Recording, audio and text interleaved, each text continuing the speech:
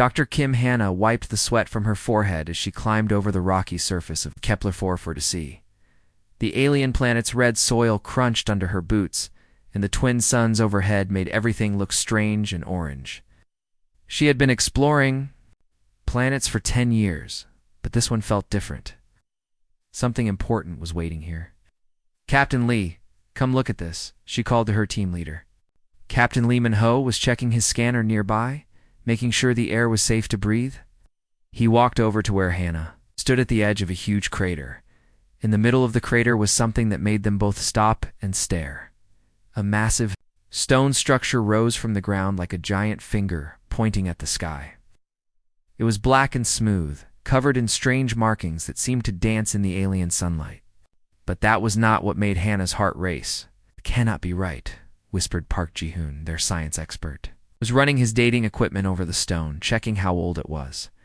His machine kept beeping, and his face grew more confused. "With each sound, what does it say?" asked Captain Lee. "This stone is over 50,000 years old," Ji-hoon said slowly. "But that is impossible because of what we can see carved on it." The whole team gathered around the monument.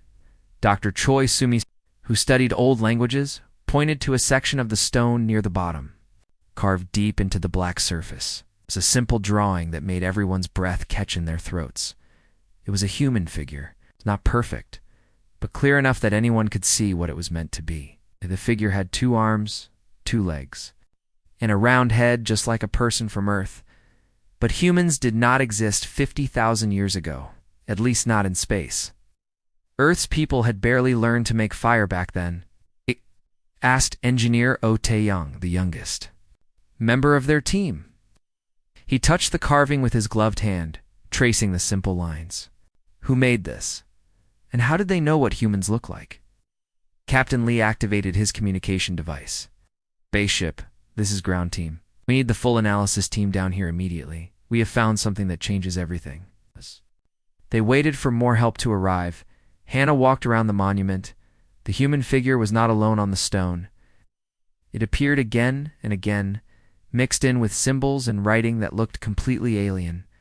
Strange curves and lines covered every surface of the monument, telling a story in a language no human had ever seen.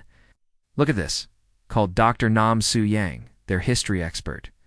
She was standing on the other side of the monument, pointing at another section. "The human figures are not just random. They're part of the story these aliens were trying to tell." The team spent the rest of the day taking pictures and making recordings of every inch of the monument. As the twin suns began to set, the stone seemed to glow with a soft light of its own. The carved figures looked almost alive in the strange twilight.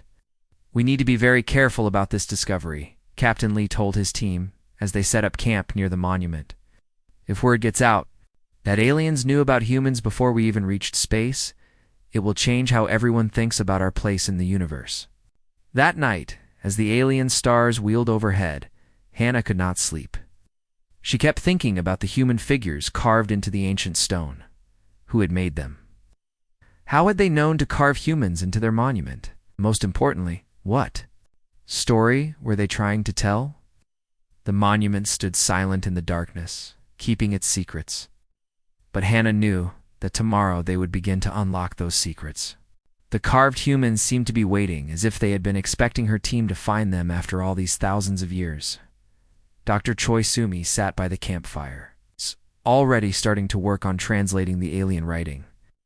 "These symbols are like nothing I have seen before," she said. "But there are patterns here. Give me time, and I think I can figure out what they were trying to say."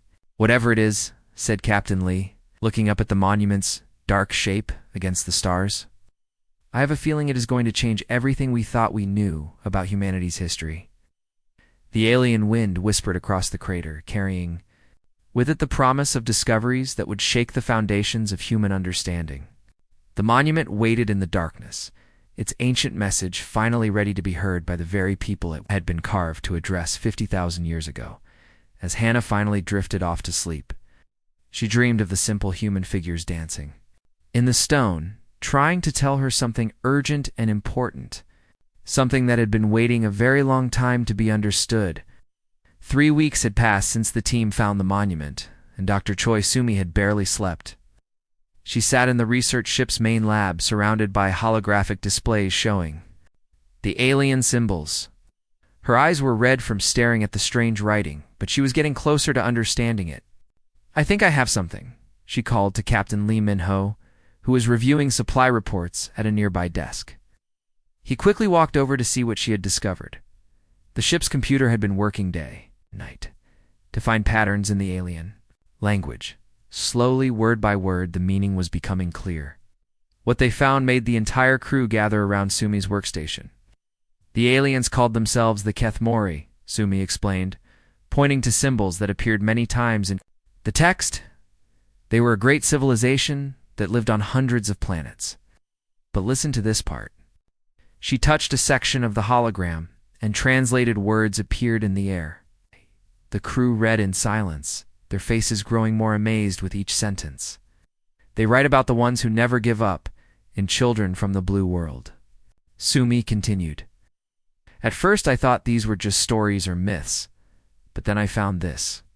A new section of text appeared. Engineer Oh Taiyang read it aloud slowly. "When the great darkness comes to swallow all light, the young race from the third stone of the yellow star will rise. They who know no word for surrender will carry hope across the void." "The third stone of the yellow star," whispered Park Ji-hoon. "That is Earth, third planet from our sun."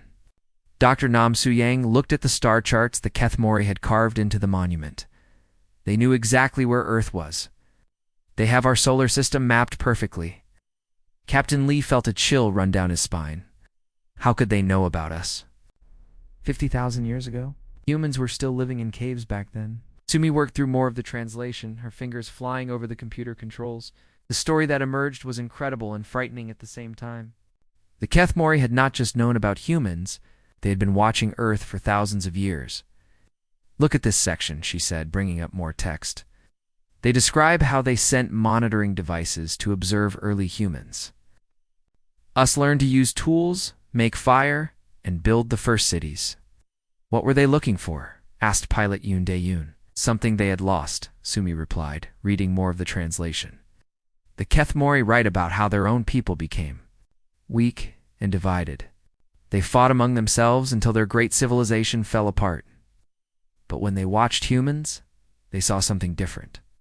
The translated text described how the Kethmori were amazed by humanity's behavior during difficult times. When faced with disasters, wars, or problems that seemed impossible to solve, humans did something the Kethmori had never seen before. Instead of giving up or fighting each other, they came together and found ways to survive. "They call it the impossible strength," Sumi said. "The ability to unite when everything seems hopeless. They say no other species in the galaxy has ever shown this trait." Communications officer Kang Guan looked up from her own workstation. "I am detecting more signals from the monument. It is still active, still sending messages into space." "What kind of messages?" Captain Lee asked. "I am not sure yet, but they seem to be responding to our presence. Like the monument is talking to someone about us being here." Dr. Bae-hoon-woo, who had been quietly working on the monument's technical systems, suddenly looked worried. "Captain, I think we need to be careful. This monument is not just a record of the past. It is some kind of communication device, and it has been waiting for humans to find it." The team spent the next several hours going through more translations. The story that emerged painted a picture of humanity that none of them had expected. According to the Kethmori, humans were not just another species that had learned to travel between stars. They were something special, something that had been predicted and waited for. "They write about a prophecy," Sumi said, her voice barely above a whisper. The Kethmori believed that when their civilization ended, another would rise to take their place. Not just any civilization, specifically humanity. "Why us?" asked Oh Tae-young. "Because we never stopped trying," Sumi replied, reading directly from the translation. "They observe that humans will attempt impossible things and sometimes succeed where logic says they should fail. They call us the species that rewrites the rules of defeat." As the team absorbed this information, alarms began sounding throughout the ship. Kang Guan looked at her instruments with growing alarm. "Captain, The monument's signal has just increased in strength by 1,000 times. It is broadcasting something across the entire galaxy. Oh, what is it? Broadcasting. Captain Lee demanded. Sumi looked at her translation work, then at the captain with fear in her eyes. I think it is announcing that we are here. Humanity has finally arrived to claim whatever inheritance the Kethmori left for us. The research ship hummed with activity as the crew realized their simple archaeological mission had just become something much more significant and dangerous. Dr. Choi. Sumi had not left her workstation for 2 straight days. Empty coffee cups surrounded her computer as she worked through the most important section of the Kethmori writings. What she was discovering made her hands shake as she typed. Captain Lee, you need to see this immediately, she called across the research ship's main laboratory. Her voice carried a tone that made everyone stop what they were doing. Captain Lee Minho hurried over, followed by the rest of the team. The holographic display showed a large section of translated text that glowed softly in the dim light of the lab. This is the core of their message, Sumi said, pointing to the flowing words. The complete prophecy about humanity. And it is not just about us existing. It is about why we exist. She began reading the translation aloud, her voice growing stronger. With each word, in the time when our pride becomes poison and our cities turn to shadow, the inheritors will emerge from the world of blue water. They will carry the gift we have forgotten, the power to stand as one, when all hope dies. Engineer O Tai-Yang leaned forward to get a better look. Inheritors? What are we supposed to inherit? Keep listening, Sumi said, continuing to read. These beings from the distant star possess what no species has shown before. When faced with the impossible, they do not break. When told they cannot win, they find new ways to fight. When the universe says surrender, they say never. Dr. Nam? Su Yang was studying the star charts that accompanied the prophecy text. They mapped our entire solar system. Look at this. They even knew about the asteroid belt and the outer planets. How could they have such detailed information 50,000 years ago? Pilot Yoon Dae-yoon was examining technical readouts from the monument. According to these scans, the Kethmori had observation stations throughout our galaxy. They were watching Earth for thousands of years, documenting everything humans did. What exactly were they documenting? Asked Dr. Beihine Wu. Sumi brought up another section of the translation. They recorded every major crisis in human history. Wars, natural disasters, plagues, anything that should have destroyed human civilization. But instead of being destroyed, humans always found ways to survive and grow stronger. The translated records showed detailed observations of human behavior that amazed the ancient aliens. When volcanoes destroyed cities, humans rebuilt them. When diseases killed millions, humans developed medicine. When wars tore nations apart, humans eventually made peace and built better societies. They call it the pattern of resurrection, Sumi explained. The Kethmori noticed that humans have a unique ability to rise from their own ashes, often becoming stronger than before. Communications officer Kang Yuan was monitoring signals from space. Captain, I am receiving responses to the monument's broadcast. Multiple signals from different parts of the galaxy. Some seem friendly, but others, she paused, looking worried. Others do not. What do you mean? Captain Lee asked. Some of the signals feel wrong, like they are angry that the monument activated. Sumi continued reading the prophecy, and her face grew pale. There's more here. The Kethmori did not just predict our rise, they prepared for it. Listen to this. We leave behind the tools of creation and the knowledge of the ancients. When the inheritors find this message, they will know their true purpose to be the guardians of consciousness itself. Park Ji-hoon looked up from his analysis equipment. Guardians of consciousness? What does that mean? The Kethmori believed. That intelligent life in the universe goes through cycles, Sumi explained, reading deeper into the text. Civilizations rise, become great, then fall to their own weaknesses. But they saw something different in humanity, the potential to break that cycle. The prophecy described how the Kethmori had watched dozens of species reach the stars, only to destroy themselves through war, greed, or despair. But humans showed a different pattern. Even when facing complete defeat, humans found ways to unite and overcome their problems. They think we are evolution's answer to the problem of civilizational collapse, Dr. Nam Su-Yang said in amazement. A species designed by natural forces to preserve intelligence and consciousness when all other races fail, Engineer Taiyang was examining the monument's technical systems more closely. This device is not just sending signals, it is also receiving them. And some of the incoming signals are ... hostile. Hostile how? Captain Lee demanded. There are other ancient civilizations out there, Captain. And according to these signal patterns, not all of them are happy that humanity has been awakened to its destiny. Sumi found the final section of the prophecy, and her voice became very quiet as she read it. The inheritors will face the great test when the devourers of hope learn of their awakening. The final war between creation and destruction will begin. When the name of humanity is spoken in the Council of the Void, the laboratory fell silent as the team absorbed what they had learned.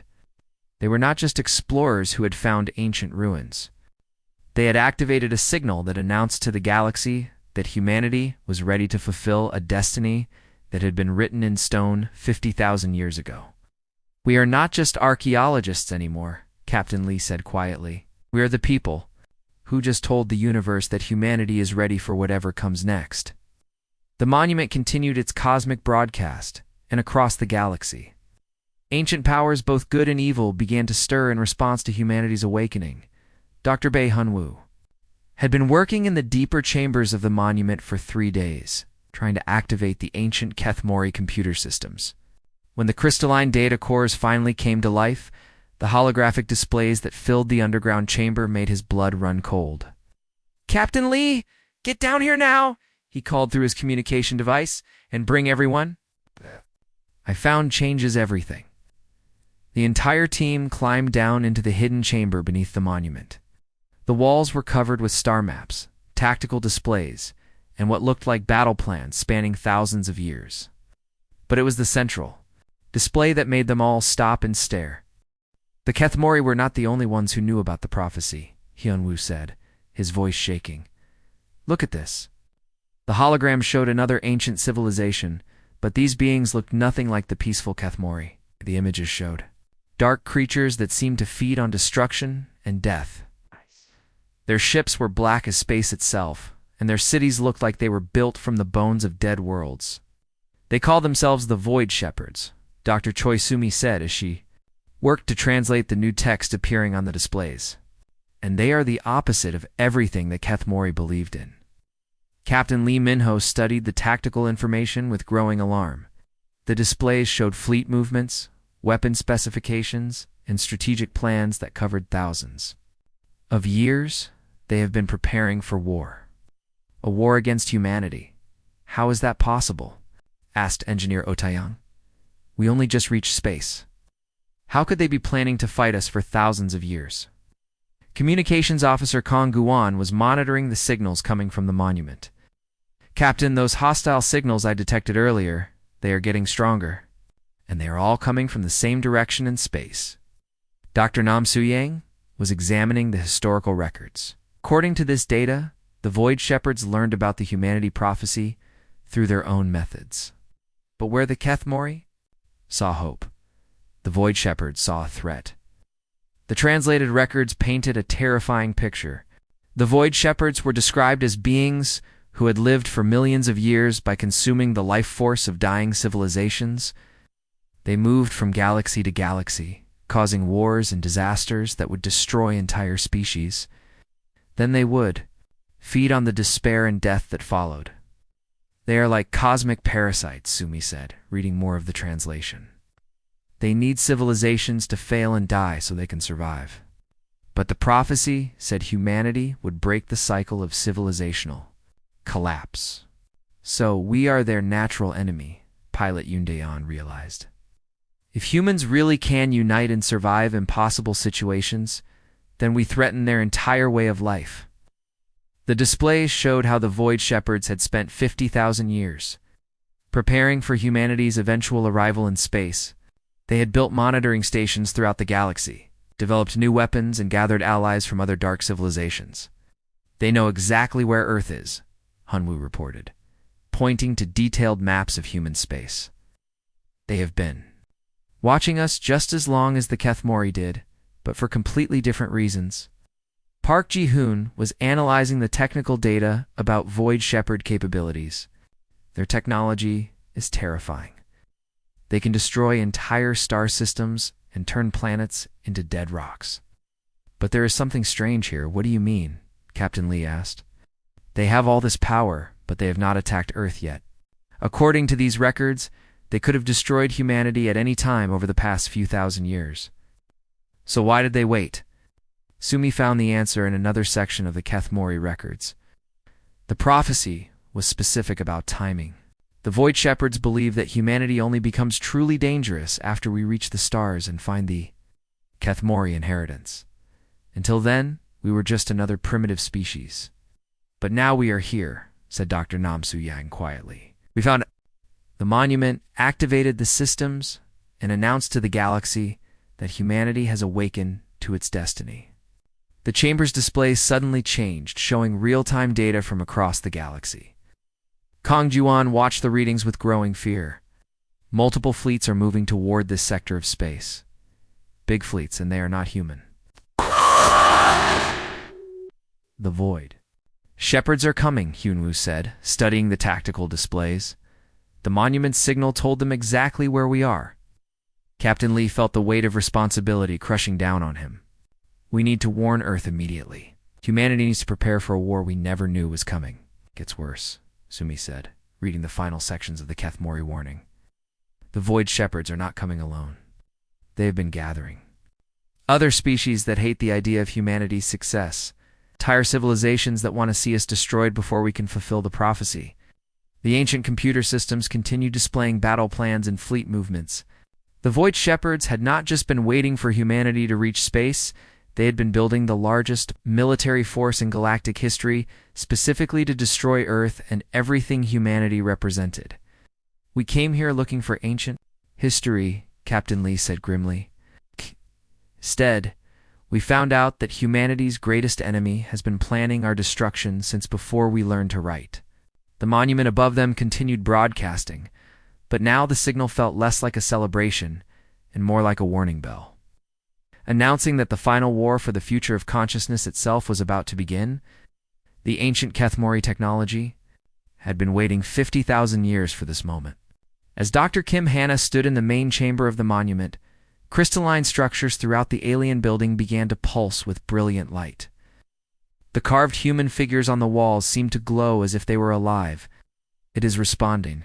To us, said Engineer Taiyang in amazement. The whole system is activating because we are here, because we are human. Captain Lee Minho watched as holographic displays materialized around them, showing star maps and technical information that had been hidden for millennia. The monument is not just a message, it is a key, and we just turned it. Dr. Bae Hyun-woo was monitoring the energy readings from his scanner. Captain, the power levels are incredible. This thing is broadcasting a signal that can be heard across the entire galaxy. Every advanced civilization out there now knows we are here. The signal was more than just an announcement. As it spread through space at faster-than-light speeds, it was activating other Kethmori installations throughout the galaxy. On dozens of worlds, similar monuments were coming to life after sleeping for thousands of years. I am detecting responses from 17 different star systems, reported Communications Officer Kong Guan. The Kethmori left technology everywhere, and it is all waking up at once. Dr. Choi Sumi was translating the new information flowing through the monument systems. They left us gifts. Weapons, ships, knowledge about faster-than-light travel, everything humanity needs to survive what is coming. But the awakening was not one-sided. Pilot Yoon Dae-yoon was tracking the hostile signals they had detected earlier, and his face was grim. Those Void Shepherd fleets are changing course. They are all heading toward Earth now.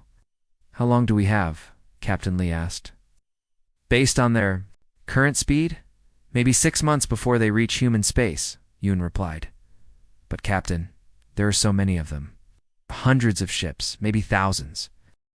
The monument's central crystal began projecting a three-dimensional map of the galaxy.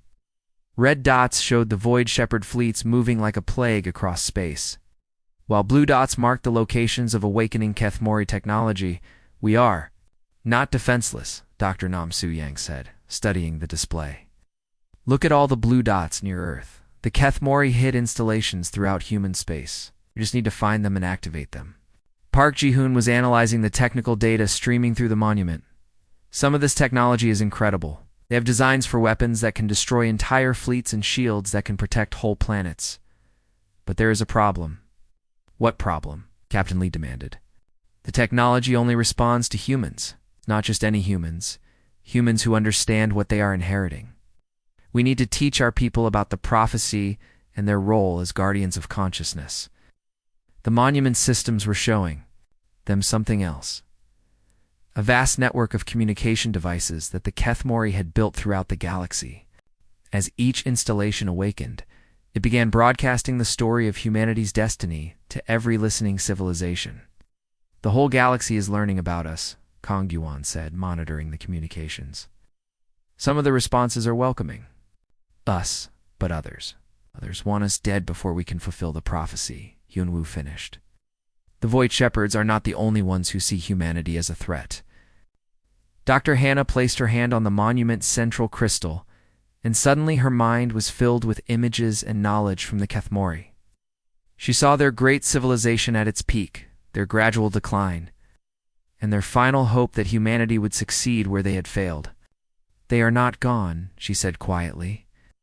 Parts of their consciousness are stored in these monuments. They have been waiting to guide us when we were ready. The Kethmori voice spoke through the monument systems, using words that appeared as text on the holographic displays. The message was simple but profound. The inheritance is yours. Children of Earth, use it wisely, for you carry the future of all conscious life. As the team prepared to return to their ship with news that would change human civilization forever, the monument continued its cosmic broadcast. Across the galaxy, ancient allies were awakening to help humanity, while ancient enemies prepared for the war they had been planning for 50,000 years. We came here as archaeologists, Captain Lee said as they climbed back to the surface, but we are leaving as messengers. Humanity needs to know what is coming and what we have inherited. The twin suns of Kepler 442c were setting as they reached their ship, but the monument behind them blazed with light that could be seen from orbit. Similar lights were appearing on worlds throughout the galaxy as the Kethmori legacy fully awakened. The prophecy is complete, Dr. Sumi said, watching the monuments glow. Humanity has been awakened to its destiny. Now we have to prove we are worthy of it. As their ship left the planet's atmosphere, heading back to Earth with the most important message in human history, the monument continued its eternal broadcast. The name of humanity had been spoken in the Council of the Void, and the final war for the soul of existence was about to begin.